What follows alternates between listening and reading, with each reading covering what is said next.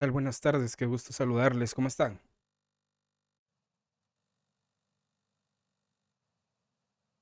Bien, gracias.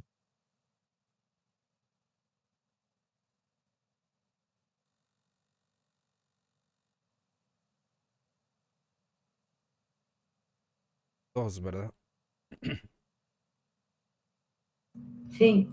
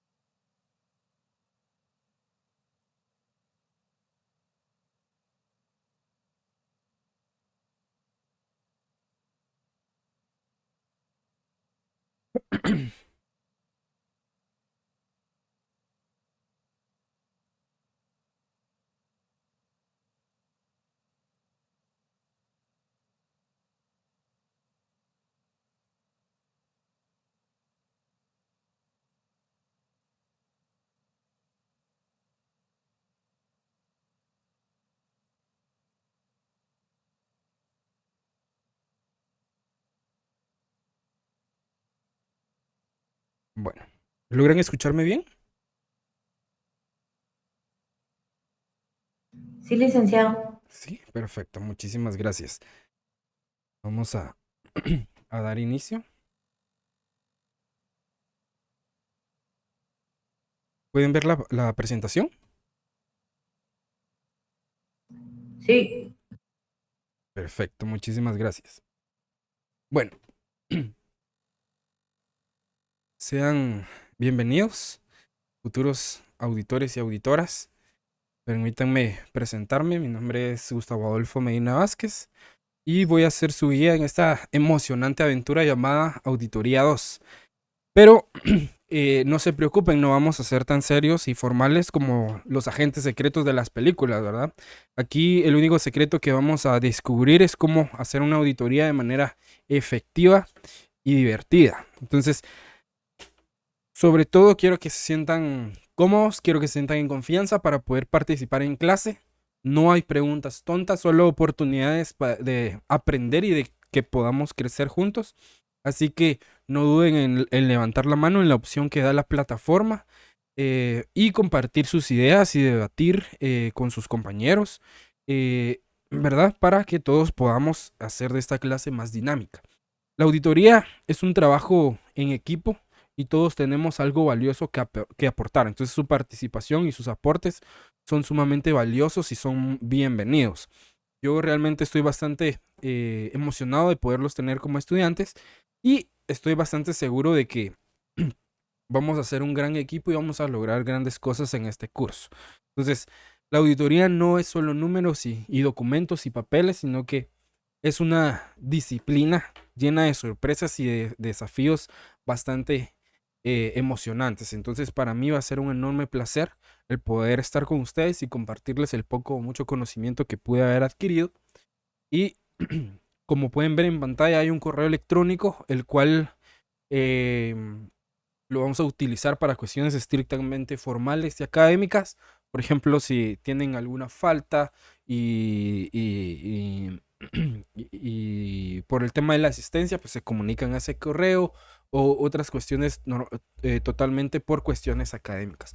Adicionalmente, al finalizar la clase de hoy, les voy a enviar un enlace acá por el chat del Google Meet para que se puedan agregar a un grupo de Telegram, el cual nos va a ayudar para tener una comunicación más eficiente, más efectiva y más rápida en donde se les va a estar notificando cuando se hayan subido las tareas y adicionalmente pues las clases intento grabarlas y publicarlas en un canal de YouTube para que ustedes puedan tener acceso las veces que ustedes necesiten y que sean necesarias para que puedan repasar y estudiar. Entonces a través del grupo de Telegram también les traslado los enlaces para que ustedes puedan visualizar las grabaciones del curso. Entonces, sin más preámbulo, primero vamos a introducirnos a cómo va a estar distribuida la zona para este semestre, y el punteo está de la siguiente manera. Tenemos tres fases, fase 1, 2 y 3. La primera y segunda fase se van a distribuir en 10 puntos de zona y 20 puntos de examen cada una. La fase final van a ser 10 puntos de zona y 30 puntos de examen para hacer un total de 100 puntos, que es el objetivo mío y de ustedes, que ustedes logren la mayor nota posible. Adicionalmente, para poder examinarse en la fase final, tienen que haber acumulado como mínimo 21 puntos entre la fase 1 y 2. Si en caso no llegaran a los 21 puntos en las dos fases, no podrían examinarse en el examen final, y ahí tendrían que consultar con la sede si pueden optar a examen de recuperación, ¿verdad? Adicionalmente, si no se pueden examinar en las fechas programadas, deben de solicitar y pagar su examen extraordinario. Recomendación, por ejemplo, si el examen fuera el próximo sábado y ustedes no pueden examinarse esa fecha, el domingo ustedes se tendrían que comunicar inmediatamente a la sede para consultar las fechas de los exámenes extraordinarios, ya que ellos los asignan. Porque lo que pasa es que algunos esperan hasta la siguiente clase para hacer las consultas del examen extraordinario, y puede que la sede lo haya programado días antes, ¿verdad? Entonces, para que tengan cuidado con eso. Adicionalmente, vamos a tener unas normativas durante el curso. Primero es tener la cámara activa durante la clase y en una buena ubicación, que de preferencia se pueda ver el rostro, porque se van a estar tomando capturas de pantalla durante el curso para poder tomar la asistencia. Segundo, tener el micrófono en silencio y solo activarlo cuando tenga participación o cuando el catedrático lo indique, ¿verdad? Incluso para poder participar, en la plataforma aparece una manita, que es la opción de levantar la mano para poder pedir la palabra, o pueden hacer sus consultas a través del chat de la plataforma, o activan su micrófono y me interrumpen en cualquier momento en el que ustedes les surja la duda, ¿verdad? Como les decía, acá lo importante es su participación. Acá no hay preguntas tontas, acá todo es válido. Acá en el curso nos podemos equivocar todo lo que queramos, porque acá podemos hacerlo. Ya en la vida profesional una equivocación nos puede costar mucho. Entonces, acá podemos aprovechar, hacer las consultas que sean necesarias. Acá estamos para servirles, para poder proporcionarles y aclararles todas las dudas que les vayan surgiendo durante el curso. Como tercer punto, tenemos que para la toma de asistencia se tomará en cuenta únicamente si la cámara ha permanecido activa durante el curso. 4. La asistencia mínima es del 80% en el semestre. O sea que solo pueden tener 3 faltas en el semestre. Por ejemplo, pueden faltar una vez por fase, ¿verdad? De preferencia, si no faltan a ninguna clase, pero si necesitan faltar por cuestiones personales o de trabajo que sean comprobables, ¿verdad? Notifican al correo electrónico que vieron anteriormente, y se les podrá tomar en cuenta la asistencia, pero más de 3 faltas, pues ya no se les podrá tomar en cuenta en el curso. Por último, y no menos importante, entregar las tareas en la fecha y en la hora asignada. No se van a aceptar tareas después ni por otro medio que no sea la plataforma de Edusa. Si por alguna razón comprobable, ¿verdad?, que a ustedes no hayan cumplido con la tarea y que puedan comprobar la razón del por qué, se puede tomar en consideración. Si es porque únicamente se les olvidó y demás, lamentablemente no se les van a aceptar esas tareas. Entonces, por favor, para que tomen en cuenta que se deben que planificar, tienen que organizar su tiempo para cumplir con todas las actividades, no solo de este curso, sino que de los demás cursos que llevan, ¿verdad? Entonces, estas son las normativas. ¿Alguna duda con relación a las normativas del curso? ¿Dudas, comentarios? Solo una Sí. pregunta, como usted decía, de tener encendida la cámara, y si uno tiene necesidad de ir al baño. No hay problema, no hay problema. Usted puede ir, la desactiva un momento y por eso no hay problema. La cuestión es que durante el curso la mantenga activa en la medida que se pueda, ¿verdad? Obviamente, si usted tiene la necesidad de ir al baño, pues obviamente puede desactivar su cámara o si gusta la puede dejar activa y puede ir, ¿verdad? No hay ningún problema. Las clases yo siempre trato de que se queden grabadas. Entonces, en el grupo de Telegram en el cual se van a agregar ustedes, les voy a estar compartiendo los enlaces del canal de YouTube donde se van a estar subiendo los videos. Entonces, si en algún dado caso, por cuestiones de trabajo o de fuerza mayor, usted se tiene que retirar a mitad de la clase, va a tener la posibilidad de que va a estar grabada la clase, ¿verdad? Entonces, así ustedes no se atrasan y para la evaluación también pueden repasar el contenido, las explicaciones que se dan dentro del curso. Entonces, para que tengan eso en cuenta, en eso no hay ningún problema. Entonces, por favor, los que tienen su cámara inactiva, si o sea, pudieran activar, si en dado caso su computadora no contara con cámara, pues escriben al correo electrónico y con esa evidencia, pues más que suficiente. Entonces, sin más preámbulo y si no hay más duda, vamos a dar inicio al curso de Oye, lleno. disculpe, ¿Sí? solamente con una consulta, fíjese que mi cámara tampoco me funciona de aquí de la computadora, pero estoy intentando ingresar por mi teléfono, pero viera Ok. que no me deja. ¿Será que es mi teléfono? Así va. ¿O será el link que no permite? No creo, solamente que intente de nuevo porque no me aparece la solicitud de ingreso. Mm, sí, bueno, voy a revisar bien. Muchas gracias. Ok. Bueno, entonces les voy a compartir pantalla. Por favor, ustedes me confirman si la pueden visualizar.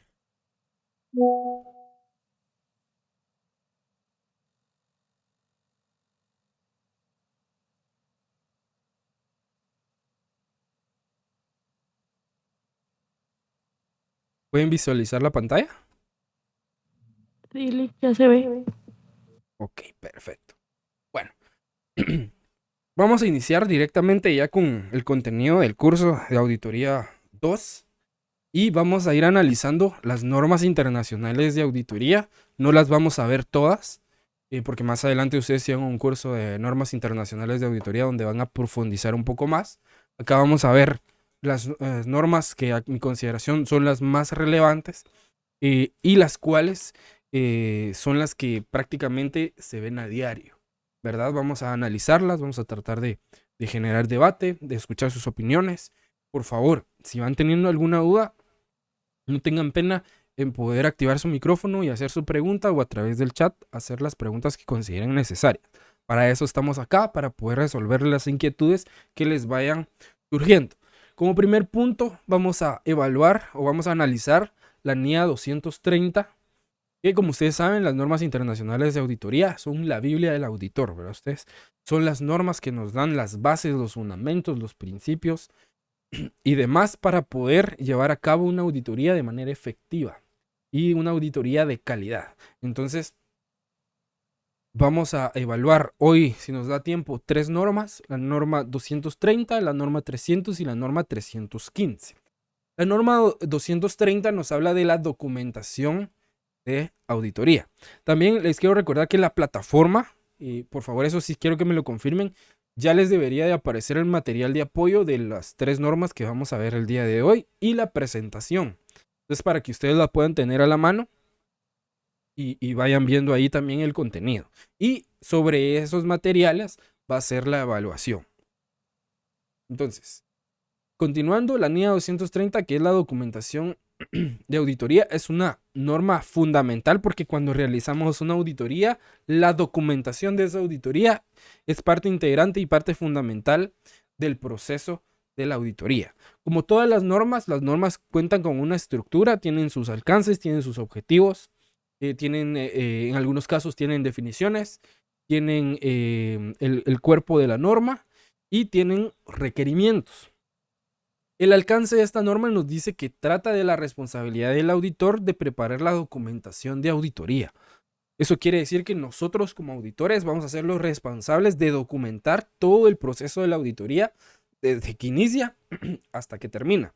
Recordemos, en Auditoría 1 tuvieron que ver las 3 fases de la auditoría. ¿Cuáles son las 3 fases de la auditoría? A ver si alguien se recuerda.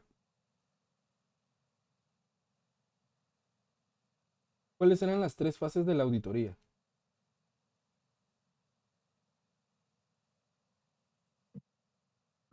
La planificación es una. Ajá. Está también lo de la carta. La carta ya es un documento. Ajá. No, solo ¿No? eso me recuerdo. Ok, no hay ningún problema. Para eso estamos acá, para recordar todos esos temas. Las 3 fases de la auditoría son las siguientes. La planificación, que se divide en actividades preliminares y en planificación. La segunda fase es la fase de ejecución. Y la última fase es donde entregamos el informe o el dictamen de la auditoría, que se llama comunicación de los resultados. Esas son las 3 fases de la auditoría. Las normas se dividen en esas 3 fases. Y la norma 230 entra dentro de la fase de las actividades preliminares, o sea, en la fase de planificación, y la NIA 300, la NIA 230, la NIA 300 y la NIA 315 entran dentro de las actividades preliminares y dentro de la fase de planificación.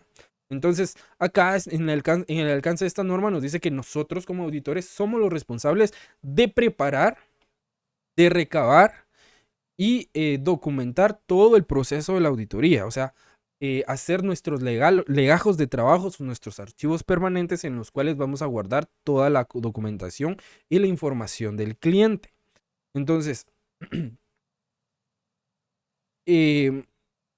dentro del alcance de esta norma también podemos decir que su alcance es establecer y dar lineamientos sobre la documentación de los trabajos de auditoría, y existen otras normas que también requieren documentación específica en esta materia, y esto también lo indica en el apéndice de la norma 230.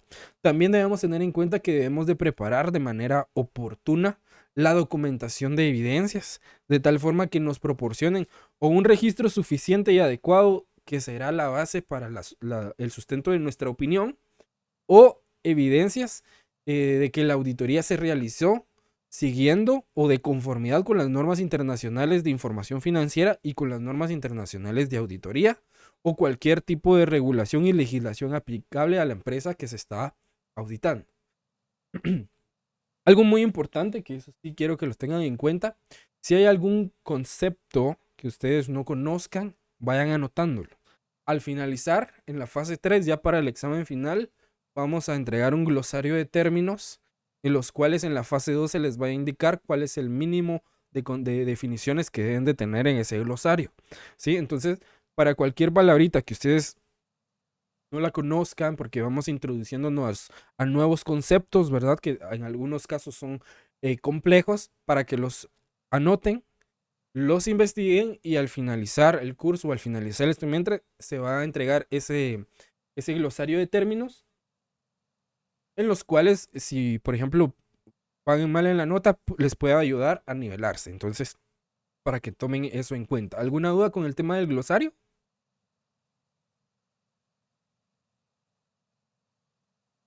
No, Lick, gracias. ¿No? Bien, continuemos entonces. Esta norma también tiene sus objetivos. Nos dice que el objetivo del auditor es preparar documentación que proporcione estas 2 características: un registro suficiente y adecuado de las bases para el informe de la auditoría, y evidencia de que la auditoría se planificó y se ejecutó de conformidad con las normas internacionales de auditoría y con los requerimientos legales aplicables a la empresa que se está auditando. Entonces, estos son los 2 objetivos principales de esa norma. Tener evidencia suficiente y adecuada. ¿Se recuerdan de esos términos de Auditoría 1? ¿A qué se refiere cuando hablamos de suficiente y adecuado, de evidencia suficiente y adecuada?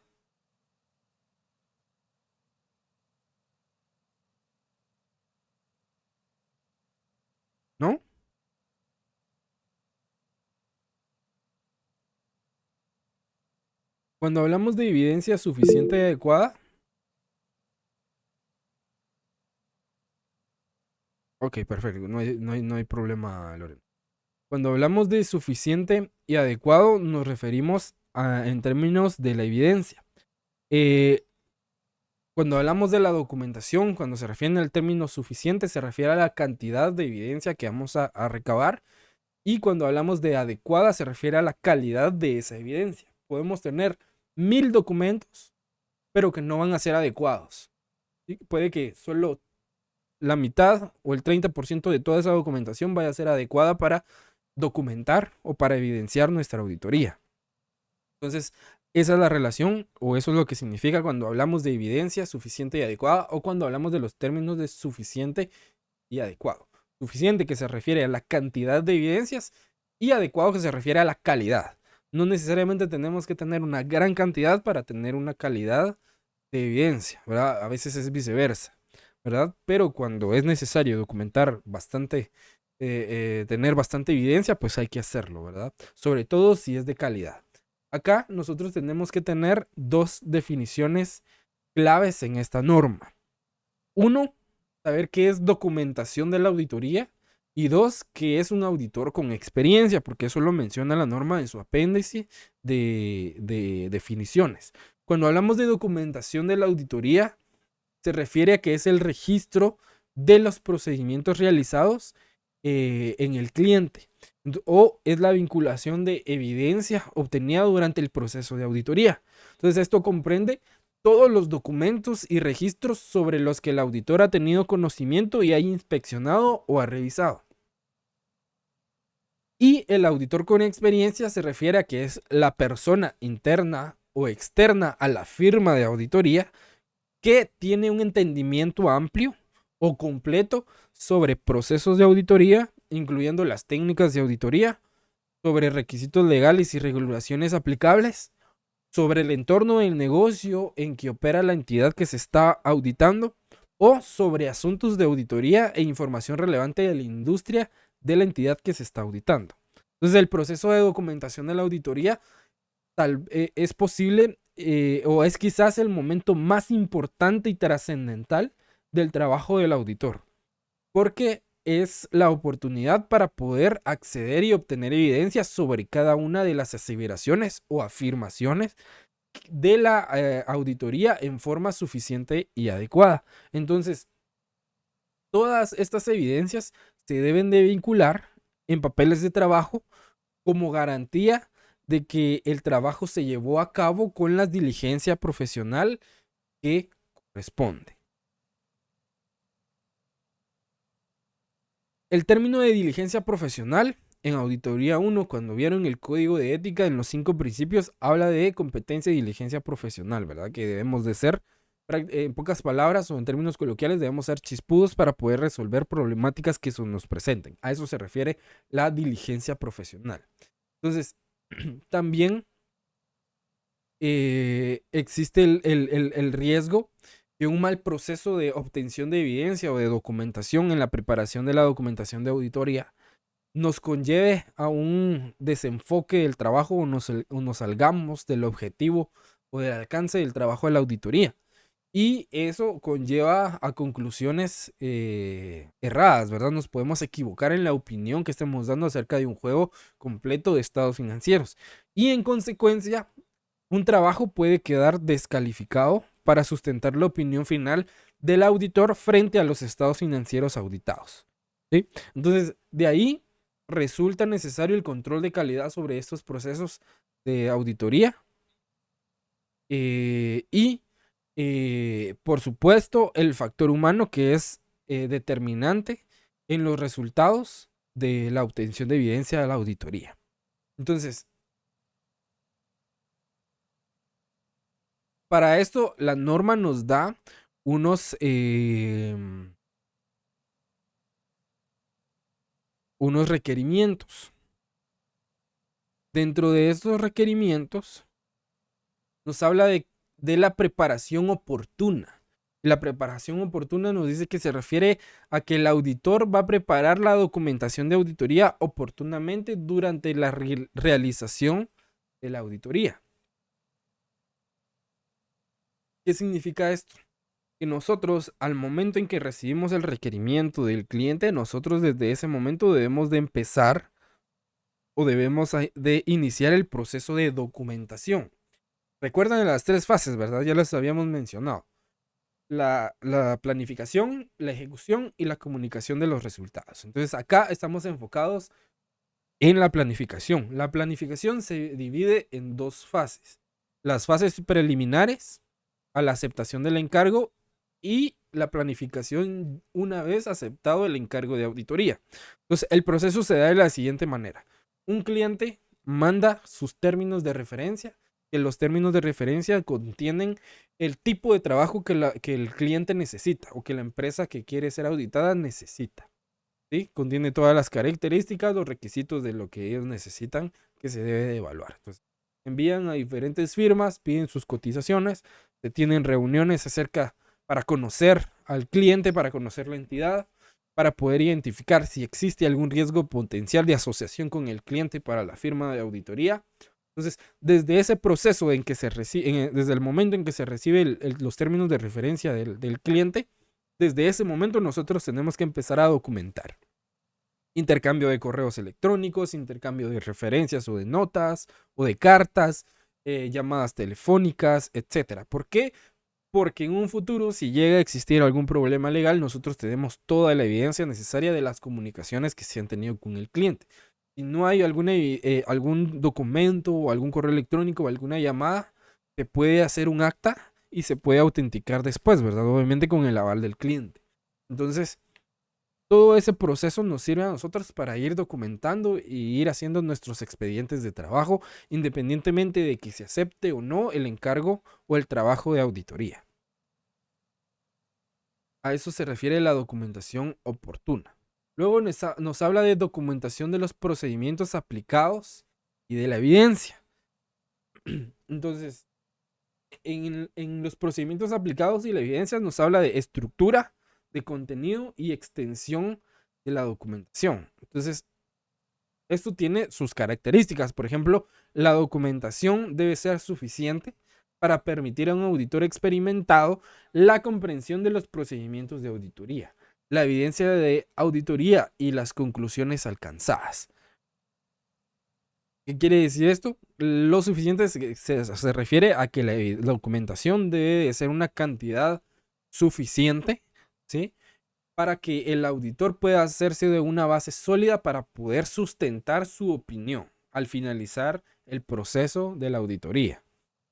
En el segundo punto nos habla de que el auditor debe dejar constancia de las partidas sobre las que se realizaron pruebas, de la persona y fecha que realizó el trabajo y de la persona que revisó la auditoría. Acá es donde entra lo que llamamos nosotros como papeles de trabajo. Los papeles de trabajo se dividen en diferentes cédulas. Tenemos cédulas centralizadoras, cédulas sumarias, cédulas de detalle, cédulas analíticas, cédulas analíticas sustantivas, etcétera, ¿verdad? Hay una gran división de papeles de trabajo y en los papeles, en las cédulas analíticas es donde se deja el detalle de los procedimientos de las comprobaciones de la contabilidad. Por ejemplo, si el auditor quiere evaluar las depreciaciones registradas de la empresa, hace un papel de trabajo y hace un recálculo de las depreciaciones que la empresa está registrando. Para eso necesitan información sobre la metodología de depreciación, los criterios que utilizan, las políticas que utilizan, etcétera, ¿verdad? Entonces, a eso se refiere de que el auditor debe dejar constancia de las partidas sobre las que realizaron pruebas. Y en el papel de trabajo se debe de colocar el nombre de la persona que realizó esas pruebas o los recálculos, el nombre de la persona que revisó ese papel de trabajo y se deja la fecha en que se realizaron esos procedimientos y se firma, ¿verdad? Eso nos sirve a nosotros como evidencia para indicar que se llevó a cabo ese procedimiento. También nos dice que se debe dejar constancia de las discusiones sobre cuestiones significativas con la dirección. ¿Esto qué significa? Que durante el proceso de la auditoría, desde que iniciamos la aceptación del encargo, la fase preliminar antes de la aceptación del encargo, tienen constantes reuniones con la cúpula directiva, con el gobierno corporativo, con la junta de accionistas de las entidades. Esto para poder definir las líneas de trabajo que se van a seguir. Entonces, en esas reuniones nosotros debemos de dejar constancias a través de un acta. Si se graban, por ejemplo, si es una reunión virtual, se puede grabar la reunión virtual y eso nos sirve como evidencia y para dejar constancia de lo que se habló en esa reunión, ¿verdad? Que todo esté documentado. Entonces, a eso se refiere. ¿Alguna duda hasta el momento? ¿Vamos bien? ¿Van conmigo? Sí, ¿Dudas? todo bien. Ok, perfecto. Muchas gracias por la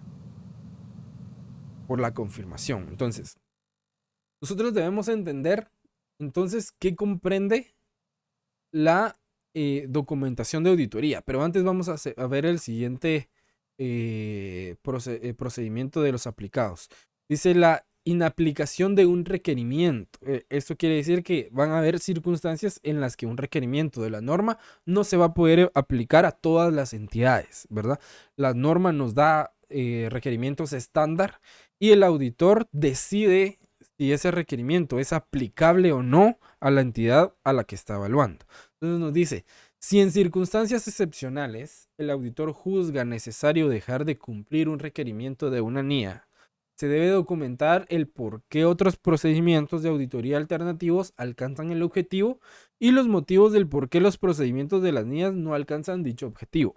Esto quiere decir que van a haber requerimientos que no son aplicables a las entidades a las que estamos auditando, pero nosotros podemos crear y diseñar nuevos requerimientos o nuevos procedimientos para poder llevar a cabo y cumplir el objetivo de nuestra evaluación.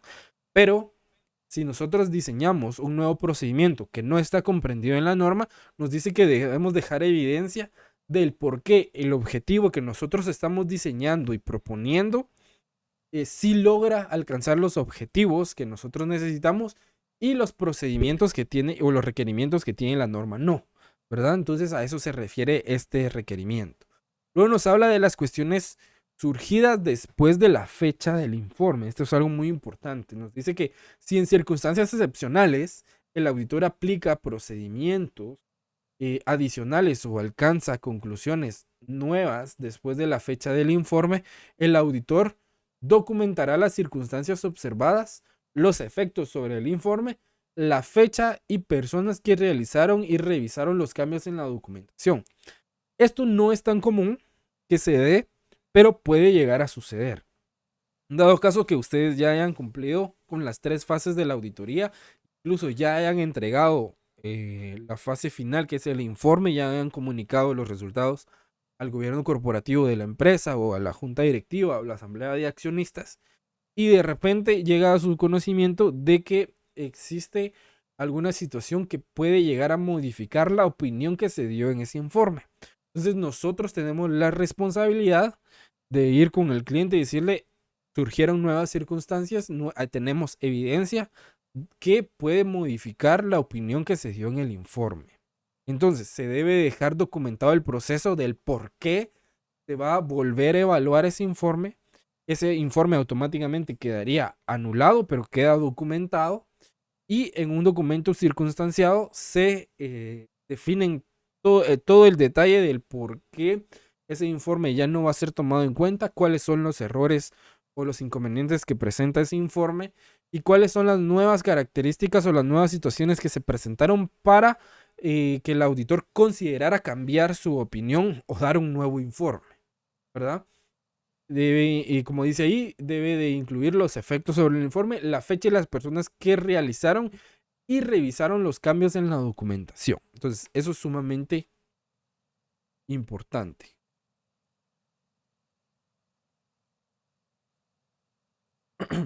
Luego nos habla de la compilación del archivo final. Esto también se conoce como el legajo de trabajo o archivo permanente.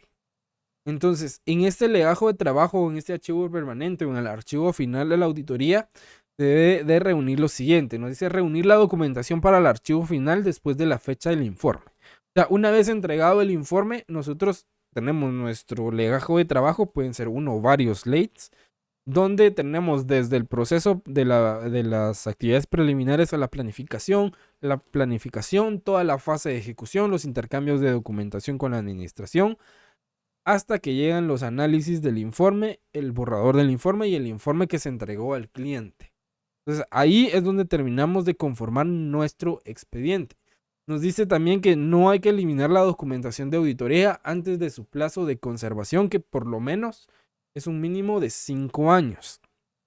Es lo que se recomienda porque cuando la administración tributaria hace una revisión, según el código tributario, ellos pueden revisar hasta 4 años o 5 años anteriores al que se está trabajando, ¿sí? Entonces, como auditores también debemos de cumplir con ese principio de resguardar esa información por lo menos por 5 años.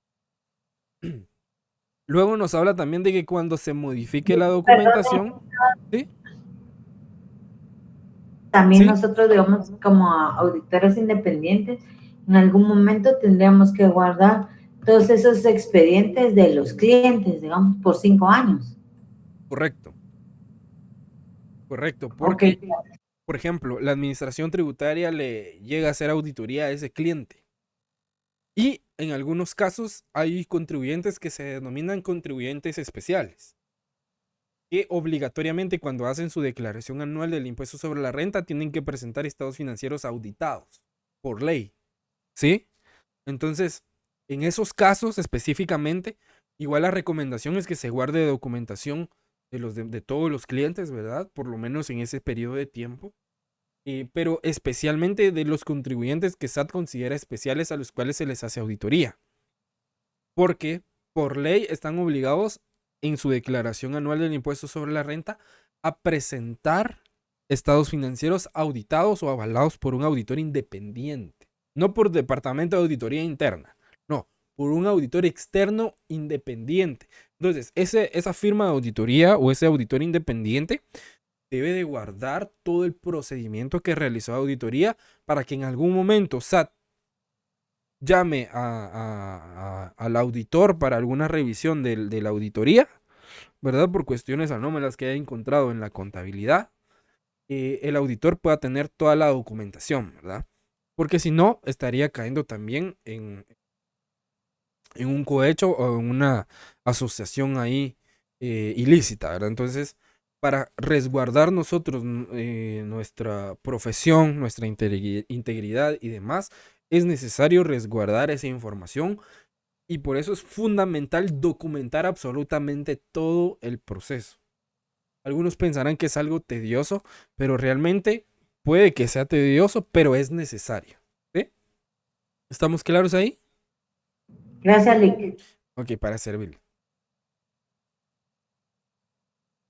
Bien, entonces, en la documentación de la auditoría, también debemos de hacernos la pregunta de qué comprende la documentación de auditoría. La documentación de auditoría, por lo general, incluye toda la información que soporta la evidencia del trabajo que se realizó. Esa información se conserva regularmente en archivos físicos y en algunos casos se puede conservar en archivos electrónicos o digitalizados o documentos escaneados, los cuales se van a ir acumulando con el aporte de cada uno de los miembros del equipo de auditoría, ¿verdad? Porque la auditoría se hace en equipo la mayor parte de veces cuando es una auditoría completa. Y esa documentación sufre un proceso de control de calidad con la revisión y supervisión que corresponde. Entonces, en la actualidad existen varias herramientas como softwares que hacen más práctico y eficiente el proceso de auditoría, teniendo en cuenta que estas herramientas permiten controlar el flujo de la documentación, permiten controlar el acceso restringido o la confidencialidad únicamente a miembros del equipo de auditoría que está asignado a una entidad específica. Entonces, cualquier otro miembro de otro equipo que no está asignado a esa auditoría no puede ver esa documentación. Únicamente los miembros o los colaboradores del equipo de auditoría asignados a una entidad.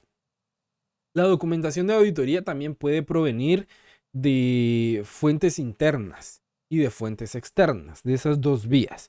Las fuentes internas es la documentación del cliente, los registros contables, los contratos, las facturas, etcétera, ¿sí? Las fuentes externas son confirmaciones recibidas por clientes, por bancos, por proveedores, por abogados, etcétera. Entonces, en base a esa documentación, el auditor va a preparar su análisis y aplica las técnicas de auditoría para poder completar el proceso de obtención de evidencia y concluir sobre cada una de las aseveraciones o de las afirmaciones de la administración en los estados financieros. Entonces acá es conveniente mencionar que sobre los archivos que contienen la documentación de auditoría se debe tener un especial cuidado